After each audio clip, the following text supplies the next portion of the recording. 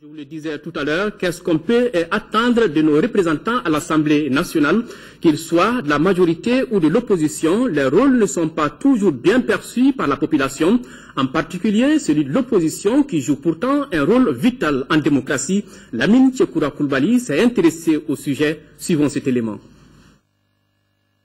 Tout est donc rentré dans l'ordre. Un président élu, des députés très bientôt en fonction. C'est le résultat de la sanction du peuple à l'issue de campagnes électorales, pas toujours âpres, c'est vrai, mais riches en promesses. Promesses qui frisaient souvent l'opportunisme, tel qu'on l'entend en politique, afin d'attirer le maximum de votes. Après les joutes électorales, il faut à présent convaincre et mériter de la confiance. Dans ce contexte, qu'attendons-nous de nos représentants à l'Assemblée nationale? Maintenant qu'on sait qui a gagné, qui a perdu, il va falloir que les cœurs s'apaisent et que la retenue qu'on a observée en plusieurs endroits puisse demeurer maîtresse dans le débat politique.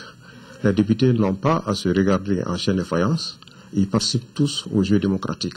Donc nous qui sommes des électeurs, nous allons être attentifs à la façon dont les débats se dérouleront au sein de l'hémicycle. Aujourd'hui, les députés doivent mettre fin aux querelles mesquines et échanger sans acrimonie pour le bien de tous, en mettant le Mali au-dessus des intérêts partisans. Une fois que vous êtes député de la nation, vous sortez en réalité du champ politique exclusif pour rentrer dans le champ d'abord juridique et politique. Si on dit champ juridique, ça veut dire que tout doit être régi maintenant en fonction de la Constitution bâtie sur la séparation des pouvoirs. Le pouvoir exécutif, le pouvoir législatif et le pouvoir judiciaire qui est indépendant des deux autres. Ces trois pouvoirs doivent travailler en symbiose pour tout ce qui concerne l'intérêt supérieur de la République. En principe, deux grands groupes de députés contribuent à l'élévation du niveau du débat politique à l'Assemblée nationale, la majorité et l'opposition. Mais à cause du déficit de culture civique dans notre pays, les Maliens n'ont pas toujours une bonne perception de leur rôle. Dans tous les programmes qui nous ont été présentés, il y a comme quintessence, n'est-ce pas, l'opérationnalisation des symboles de la République. Ça veut dire que, aussi bien majorité et opposition, vous devez travailler dans le sens de l'opérationnalisation de ces symboles de la République. Et l'opposition a un rôle de veille, un rôle d'alerte, un rôle de contradicteur, mais dans le sens de la construction nationale, dans le sens de la consolidation de la démocratie, en respectant les lois de la République. Et la majorité a pour rôle d'exercer le pouvoir exécutif. Il ne faut pas confondre cette opposition avec un combat, une guerre de tranchées entre opposants et ceux qui font partie de la majorité. Non, ils participent tous au débat démocratique et cela devrait se faire dans une ambiance civilisée, sans attaque personnelle, sans question subjective. Il faut seulement que les idées, ce soit le choc des idées plutôt que le choc des personnes. Parce que l'opposition peut même servir de conseil à la majorité. Puisque souvent, c'est de bonne foi que les gens se trompent.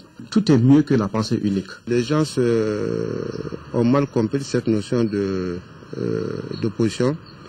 En principe, c'est les partis politiques qui doivent préparer les militants à la base pour que l'on comprenne ce que c'est l'opposition. Qu'ils ne veulent pas le bien même de la nation. Or, ce n'est pas ça. C'est un contre-pouvoir. Ils doivent jouer pleinement leur mission en critiquant, en proposant et en contrôlant aussi l'exercice du pouvoir. Mais malheureusement, c'est mal perçu au sein de la société. Je crois qu'il y a même des réticences pour aller dans l'opposition. Et c'est une chose que je ne comprends pas bien, parce que quand un homme politique accepte de se lancer dans l'arène politique, c'est pour gagner ou perdre. Lorsqu'on gagne, alors, étant donné que les partis politiques ont vocation à gouverner, on gouverne. Mais lorsqu'on perd, il faut accepter d'aller à l'opposition, tout simplement pour animer cette opposition-là. Et en le faisant, vous n'allez pas contre la majorité, mais en fait, vous travaillez, vous aidez la majorité à mieux diriger le pays.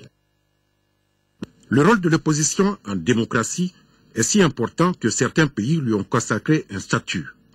Le débat qui était en cours au Mali, avant de s'arrêter, mérite d'être réactivé aujourd'hui.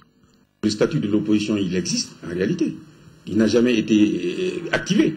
Et en tant que statut de l'opposition, il fait partie des textes fondamentaux de la République. C'est une avancée pour la simple raison que dans le statut de l'opposition, il y a le statut également de chef de l'opposition, qui bénéficie d'un certain nombre d'avantages, non seulement protocolaires, mais de reconnaissance par la majorité elle-même, de reconnaissance par les citoyens. Le chef de la majorité, il est convié à toutes les grandes activités, il est concerté à ce qui concerne toutes les grandes décisions qui vont se prendre et qui vont dans le sens de faire avancer la démocratie et la nation malienne. Ceci est extrêmement important.